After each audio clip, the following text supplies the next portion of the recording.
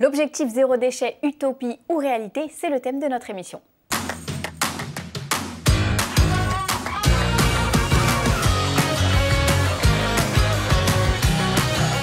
Bonjour à tous et bienvenue dans Businesswoman. Alors à mes côtés pour parler de cet objectif zéro déchet, deux écologistes convaincus. Florence Salouin, bonjour. Bonjour. Florence, vous êtes la cofondatrice, la fondatrice de Hamac. Et Éléonore Blondeau, la fondatrice de CleanCup. Bonjour. Alors mesdames, peut-être que certains de nos spectateurs ne vous connaissent pas, je vous propose une bio éclair. On a scrollé votre compte Instagram. Qu'est-ce que ça donne? Eh bien la réponse en image. Saviez-vous qu'entre 0 et 2 ans et demi, un enfant est changé en moyenne 5 fois par jour, que cela représente à peu près 5000 couches jetables, soit près d'une tonne de déchets? Des chiffres qui font frémir Florence Salouin, écologiste convaincue. Frappée par la quantité de couches jetées, elle a l'idée d'une couche lavable. Après plus d'une centaine de prototypes qu'elle teste sur ses enfants, elle sort son produit. Oubliez le linge d'antan, Hamac est une couche en tissu moderne et écolo, made in France. En somme, pratique et esthétique. Une alternative évidente aux couches jetables dont les constituants potentiellement toxiques font régulièrement polémique. Alors Florence, vous êtes venue sur ce plateau avec, je vois non pas une mais deux couches Hamac. Est-ce que vous pouvez nous expliquer un peu concrètement comment ça fonctionne? Alors cette couche est en tissu, elle ressemble à une couche on va dire, classique jetable. Hop. On enlève les scratchs. À l'intérieur, comment ça se passe? Il y a une partie imperméable qui est là, dans une nacelle, comme un petit hamac suspendu dans la culotte. D'où le nom. D'où le nom. Et à l'intérieur, il y a un voile qui se jette. Donc le caca va à la poubelle. Et il y a un absorbant qui permet de récolter l'urine, partie absorbante, et une couche qui va être lavée. Les deux vont être lavés. Écoutez, merci beaucoup pour cette présentation de la couche Hamac. Alors vous, Éléonore, vous êtes venue avec un gobelet dont on va parler dans quelques secondes, mais tout de suite, place à votre biographie.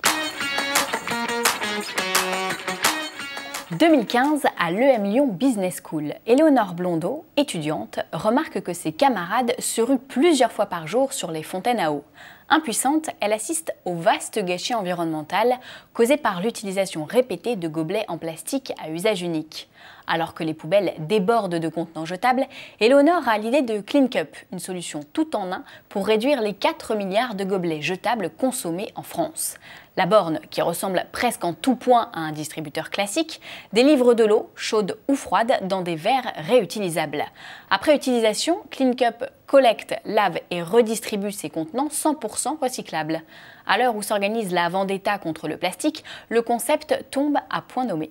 Alors Éléonore, vous êtes venue avec un gobelet en plastique, donc est-ce qu'on a dit tout ce qu'il fallait dire dans cette biographie? Effectivement, le point sur lequel j'aimerais insister, on a dit qu'ils sont effectivement 100% recyclables et sans BPA, donc ça c'est le cas, c'est la même matière utilisée que pour les biberons, mais avant d'être recyclables, ils sont réutilisables. Puisqu'effectivement, si on prend le concept des 5 R qui sont la base du zéro déchet, c'est d'abord refuse pour refuser, reduce pour réduire, reuse pour réutiliser, c'est-à-dire plutôt que de boire dans un gobelet jetable, on prend dans un verre réutilisable, et seulement après, recycle, donc pour recycler, qui vient vraiment dans un 4e temps, et ensuite rot pour composter. Donc aujourd'hui, on le voit bien dans la manière de mieux consommer, donc si on suit les principes du zéro déchet, donc ces 5 R, il vaut mieux valoriser en premier, le consommer moins mais mieux, et réutiliser plutôt que recycler, qui consomme toujours de la matière, bien qu'elle puisse être derrière réutilisable elle-même. Vaut mieux ne pas générer de nouvelles matières extraites et donc d'abord réutiliser, ce qui est le cas de notre verre. Alors l'objectif zéro déchet, c'est le thème de notre débat. On en parle tout de suite sur ce plateau.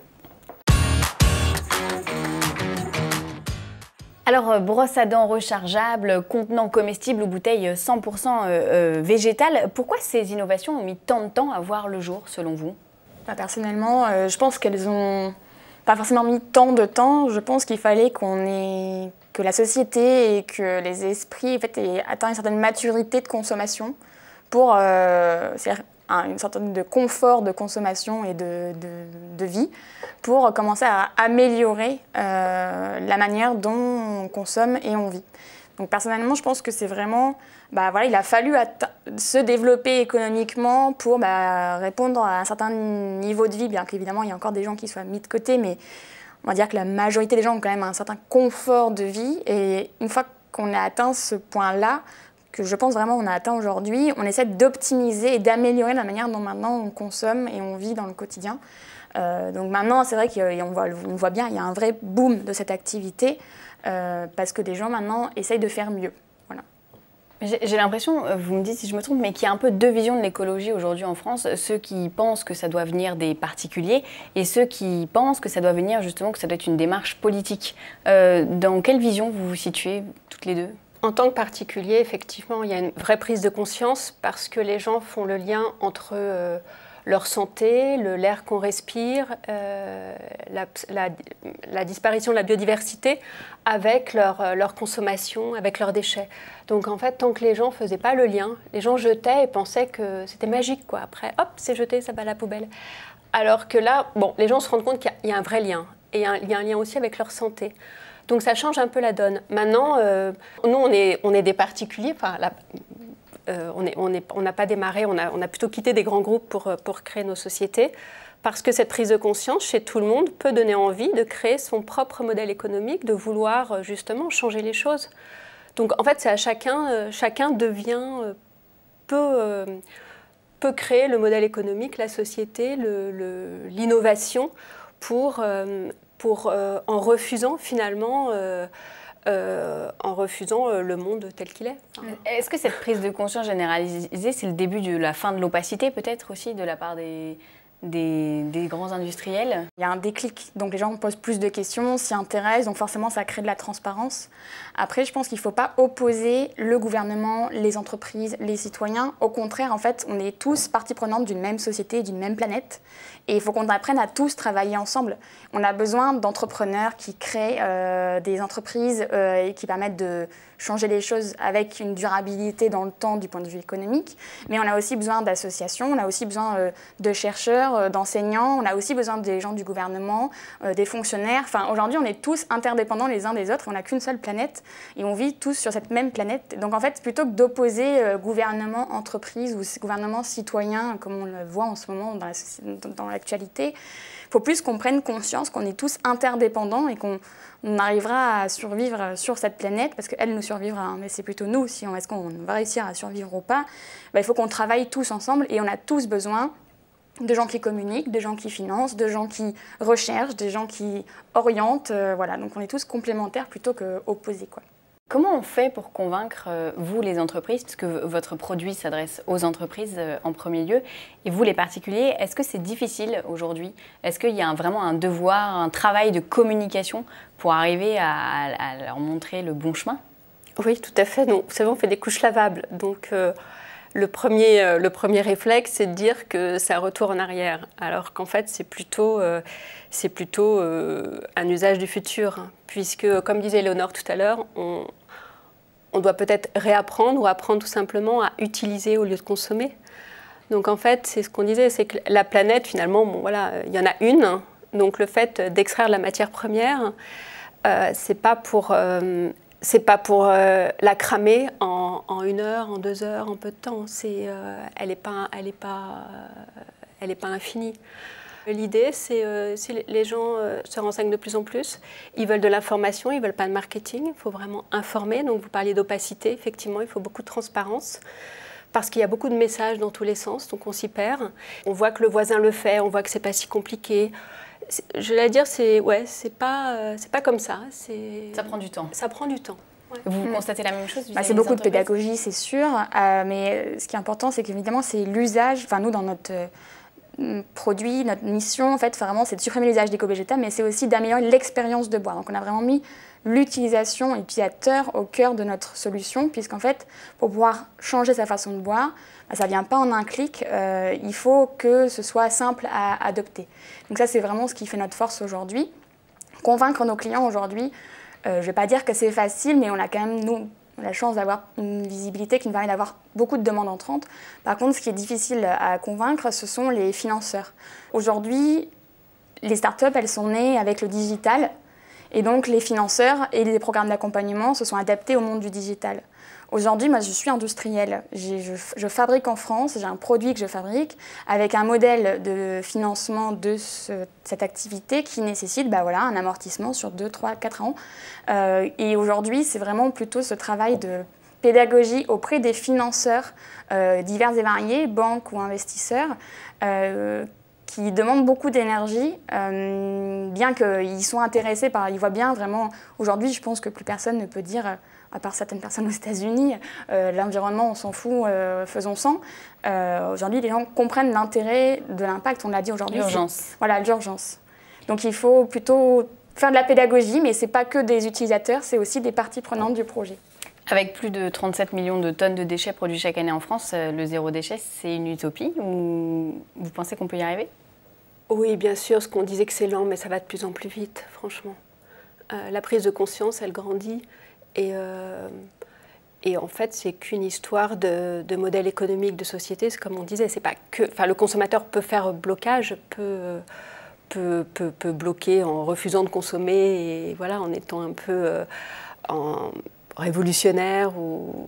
Mais oui, il suffit simplement de changer les modèles économiques. Qu'est-ce que vous avez envie de répondre aux consommateurs qui considèrent que consommer écolo, c'est réservé aux privilégiés?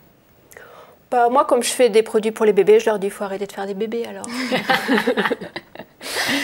Non, je pense que c'est un vrai pan de l'éducation et du système éducatif français. En fait, on voit qu'il y a une séparation économique de notre pays et je pense qu'il y a beaucoup à faire dans le système éducatif français, puisque finalement, aujourd'hui, c'est plus si compliqué d'avoir une meilleure façon de consommer. Il faut changer ses habitudes. Et donc, ça passe par énormément de pédagogie, d'information, de transparence. Et si ces gens-là n'ont pas accès dans leur environnement à ces informations, ils vont continuer à aller consommer tous les week-ends dans le centre commercial du coin. Donc, c'est faisable, mais ça demande beaucoup de transformation du système éducatif aujourd'hui. Merci beaucoup, mesdames. Allez, on poursuit cette émission avec la Minute Réseau. Se faire accompagner, tel est le conseil de notre réseau partenaire, Les Premières. L'entrepreneur, femme ou homme, connaît souvent, dans sa vie professionnelle, ce sentiment de solitude face à son projet de création d'entreprise. Le réseau vous propose des programmes de formation structurés pour vous aider à formaliser votre proposition de valeur et créer votre entreprise. Un accompagnateur veillera à vous challenger et vous aider à prendre du recul afin d'avancer sur votre projet. Les entrepreneurs accompagnés bénéficient également de la force d'un réseau. Seul, on va plus vite, à plusieurs, on va plus loin, nous dit Les Premières. Alors Florence, je crois que vous êtes venue avec un message, un coup de cœur plus particulièrement. De quoi s'agit-il ? Alors mon coup de cœur s'adresse à mes propres enfants, mes 2 ados, et à tous les enfants, les jeunes adultes et les ados qui marchent en ce moment pour le climat. Merci à vous de refuser ces modèles économiques qui dégradent notre biodiversité. Merci de refuser qu'on extrait des matières premières pour la consommer après.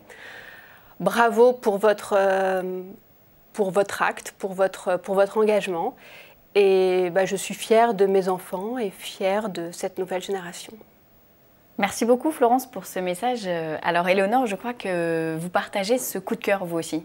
Oui, mon coup de cœur aujourd'hui, c'est l'initiative des Gilets jaunes, où le 22 février dernier, plus de 1000 jeunes ont marché avec Greta Thunberg qui avait fait un discours lors de la COP24 pour inciter les gouvernements et les décideurs du monde entier à agir et transformer et prendre et saisir même, j'ai envie de dire, cette opportunité qu'est le besoin de transformer notre modèle économique, notre façon de consommer, de produire, d'utiliser l'ensemble des produits et services qui nous entourent aujourd'hui.